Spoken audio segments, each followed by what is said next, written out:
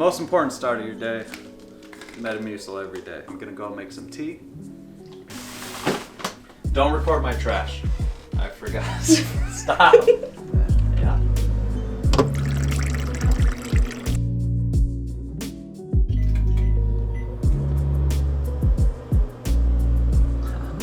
What's up?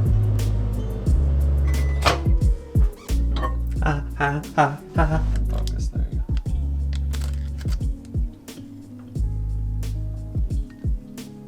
Did you see that? That was a good shot.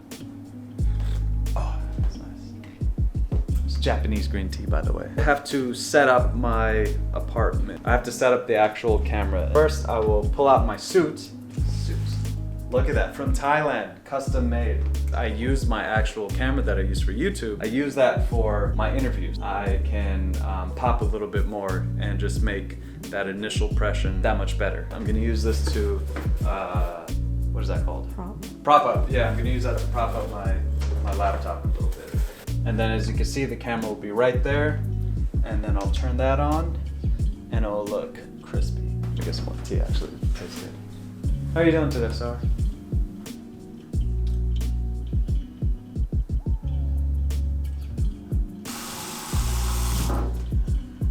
You're a star. I'm a star. You're a star. Who's a star? You're a star. You tell me about your hospital. Why should I tell you about myself? Look at all I've done. You've done it. You are the best candidate ever. They want you. Get a milky shot of this. Did you get it? Does it look good? I'm gonna double deck it. This is for you guys. Oh.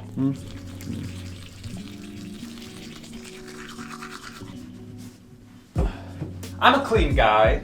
I like to think I'm a clean person. Are you okay? Yeah, it's the Metamucil. Sorry, do you think I actually need to clean that mold? Is it like bad? Cause is that like? Do I need? No, I'm actually asking. Do I need to clean it? I mean, you have like a month left.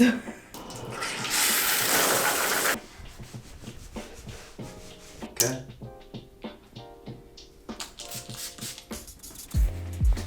One shot.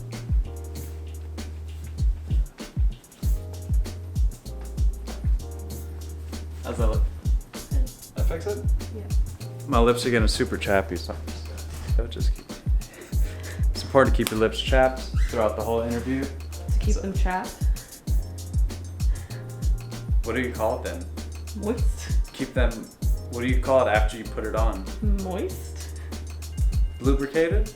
No. Moisturized. Yeah. Dry lips, dry conversation, as I always say. If I had an interview at 8 a.m., I'd be waking up at like 4:30 just to make sure everything is prepped. I don't know, you just want to make sure, internet's good, cameras are good, all that stuff. And also, most importantly, that you look good.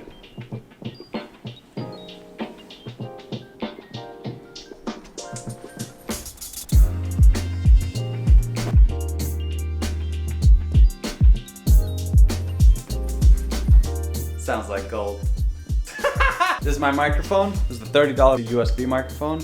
It's super painless to set up, and the audio quality that comes out of it's really good. Usually I'll change my background to maybe I'll put that painting, and if you look closely, it looks really nice, right? It looks very mature. No, it's a painting of Batman. Grab yourself a nice cup of water and make it a cup. Don't actually use your water bottle or, thermos or whatever you guys use. Use an actual cup so it looks good. Most importantly, you could use it as a little time spacer, just so you can think of whatever answer they're asking you. You could be like, oh, 1 second, please. I don't know.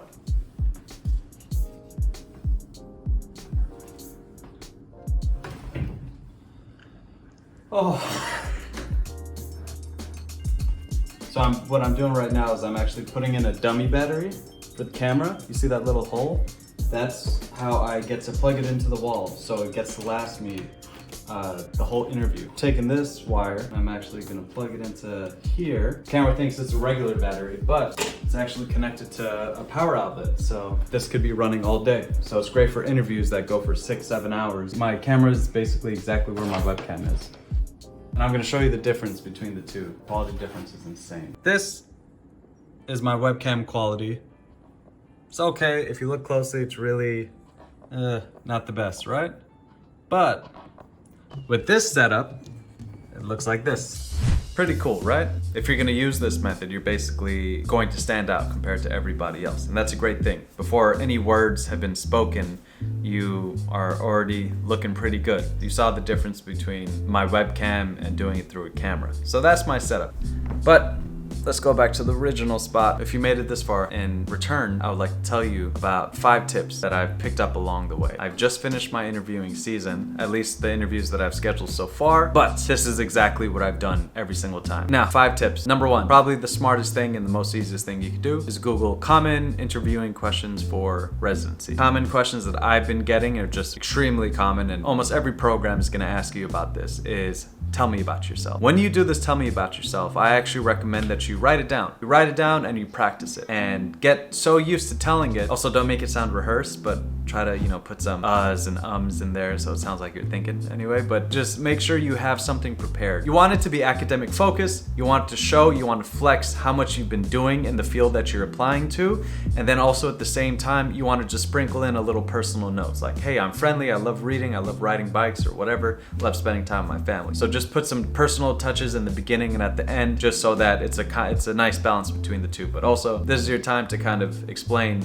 just how much you've done and why you deserve to be here. That's tell me about yourself. Other very common questions I get is why this program or why medicine? When they say why this program or why this hospital, make sure it's very specific to that hospital. Talk about their strength. Talk about what attracts you to that hospital. Is it the location? Is it the fellowships that you could do afterwards or the opportunities that you have afterward? Basically talk about all the strengths about the program. Have those ready and be confident about it, because the more you're confident about their program, the more those interviewers are going to be confident about you as a candidate. You're also going to get questions like, why this city? And lastly, one of the more common questions that I've gotten is, tell me your strengths and weaknesses, and also tell me about a difficult time you had. Blank, blah, blah, blah, with either a patient, doctor, friend, or coworker. They're trying to gauge how you deal with difficult situations. Make sure everything kind of has a positive spin on it. Even your weaknesses, make sure at the end of it, it has a positive spin on it. Tip number 2, make sure you write your answers down, but also don't sound rehearsed at all, please. But it's more just like talking points, just so you remember, because during an interview, you're gonna be nervous. Of course, when you're nervous, it's harder to remember stuff and say everything perfectly, so have talking points. After you write all these questions down and you're kind of prepped